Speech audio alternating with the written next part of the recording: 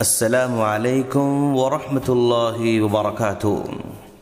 ناظرین، کچھ لوگوں کو اچانک راتوں رات غیر مقلدین کو کوسنے کا، برا بھلا کہنے کا اور اپنے دلوں میں چھپے ہوئے بغض کو اظہار کرنے کا ایک بہت بڑا مدعا مل گیا۔ وہ اس طرح کہ ہندوستانی وزیر اعظم نے متحدہ عرب امارات کے دورے پر اعلان کیا کہ ابوظبی حکومت نے اپنی سرزمین پر مندر کی تعمیر کی اجازت دے دی۔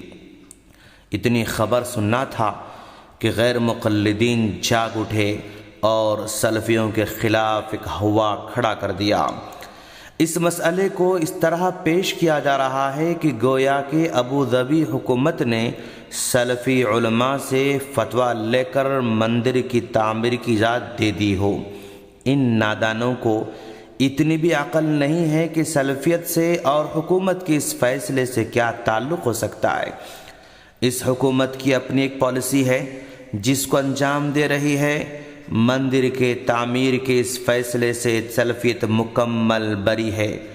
حکمران اگر شرک کو پھیلانے والے اسباب کو فروغ دے رہے ہیں تو اس میں سلفیت کا کیا قصور ہو سکتا ہے؟ جس سرزمین پر پہلے ہی سے چرچ تعمیر کیے جا چکے ہیں، جس سرزمین پر پہلے ہی سے سکھوں کے گردوارے بنائے جا چکے ہیں، اور ابوظبی میں ہندوستان کے لگ بھگ 26 لاکھ لوگ روزگار سے جڑے ہوئے ہیں جن کی اکثریت غیر مسلم ہے۔ ایک زمانے سے غیر مسلموں کا مطالبہ تھا کہ جس طرح یہاں چرچ ہے، گردوارہ ہے، اسی طرح یہاں مندر کی تعمیر کی اجازت دے دی جائے۔ چنانچہ حکمرانوں نے اجازت دے دی۔ اس سے سلفیت کا، وہابیت کا کیا لینا دینا ہو سکتا ہے؟ یہ معاملہ ایک شخص کی انفرادی غلطی ہے۔ شخصی معاملے کو مذہب سے جوڑنا، مسلک سے جوڑنا بالکل نادانی کی بات ہوگی۔ یہ بالکل اسی طرح ہے کہ اگر کوئی امام ابو حنیفہ رحمہ اللہ کو ماننے والا فلم ایکٹر بن جائے تو فلم ایکٹر کو غلط کہیں گے یا امام ابو حنیفہ رحمہ اللہ کو غلط قرار دیں گے۔ اگر کوئی امام ابو حنیفہ کو ماننے والا دین اکبر کے نام پر سورج کی، چاند کی، مورتیوں کی اور صلیب کی پوجا کرے تو اکبر کی غلطی ہوگی یا امام ابو حنیفہ رحمہ اللہ کی غلطی ہوگی۔ اگر کوئی مقلد بدکاری کے، جوے کے، سود کے کاروبار کرے تو مقلد غلط ہوگا یا امام غلط ہوگا۔ اگر کوئی مقلد کسی سامی کا آشیرواد لے، کسی تصویر کی پوجا کرے تو کیا یہ کہا جا سکتا ہے کہ امام صاحب کی یہی تعلیمات ہیں؟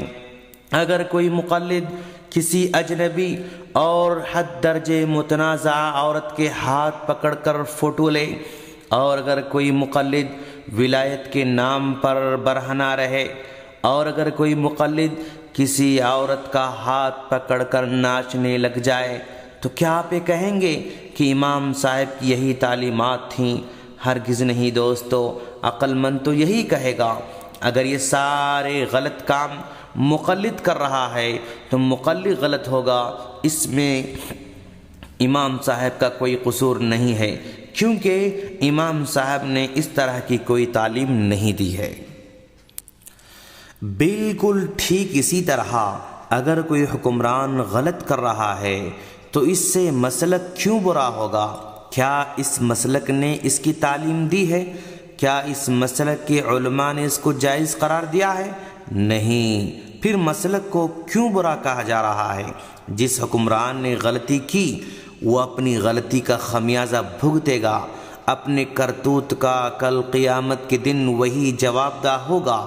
وہابیوں نے ایسا کوئی فتویٰ نہیں دیا جس میں مندر کی تعمیر کو جائز قرار دیا گیا ہو۔ نہ کسی نے اس کام کی تعریف کی، نہ ہی اس کام سے کوئی خوش ہے نہ راضی ہے، اور نہ ان حکمرانوں نے کوئی فتویٰ مانگا۔ یہ عمل ان کا ہے جس کے وہ خود جواب دہ ہوں گے۔ اب یہ بیچارے مقلدین اس مسئلے کو سمجھے بغیر دن رات ملامت کی بھرمار کر رہے ہیں۔ اور ایسے پیش کر رہے ہیں گویا کہ ان حکمرانوں نے یہ مندر مسلمانوں کو بنا کر دیا ہے، جہاں مسلمان دن رات پوجا پاٹ میں لگے ہوئے ہیں، اور یہ امت کے فکر مند مقلدین توحید کے پکے، توحید کے شیدائی، شرک کے عام ہونے کی فکر میں گھلے جا رہے ہیں اور شرک کو مٹانے کی کوشش کر رہے ہیں۔ یہ بیچارے دراصل اپنے شرکیہ اعمال پر پردہ ڈالنے کے لیے وہابیوں پر ان کے ناکردہ جرم پر اپنی بھڑاس اتارنا چاہتے ہیں اور بھولے بھالے لوگوں کو ورغلانا چاہتے ہیں، نفرت کی آگ پھیلا کر اپنے شرکیہ کاموں پر پردہ ڈالنا چاہتے ہیں۔